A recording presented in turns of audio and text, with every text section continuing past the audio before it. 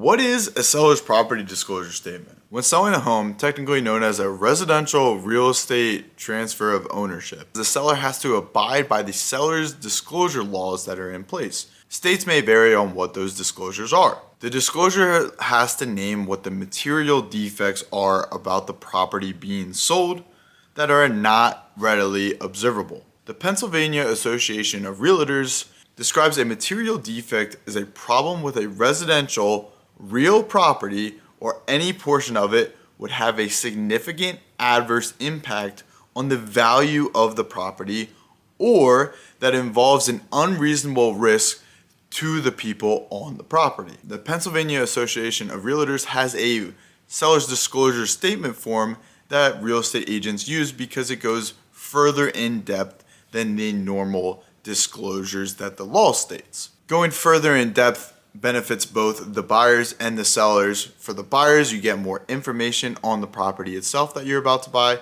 and for the sellers, it gives them the opportunity to brag about the updates and the upgrades that they've done to the house. And this par form document is 11 pages long. Now, don't be worried. Majority of these categories are going to be broken down into 3 different parts. It's going to be broken down into, first, talking about the system itself, what type of system it is.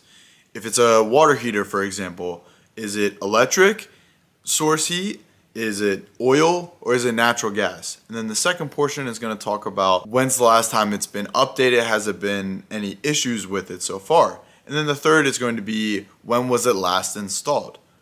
Now for sellers, if they're unsure, they've never done any updates to it, and they don't know how old the system is itself, they can check the box that states unknown.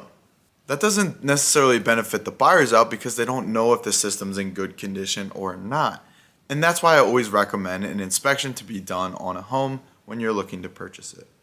Now for sellers, there are sections within it that talk about the updates or upgrades that you've done to the house, where you can be able to brag more about what you've done to the house, not just on the listing details itself. Because every buyer is going to have to see it in order to write an offer on the home. And they have to sign it as well. What are your real estate questions? Let me know in the comments.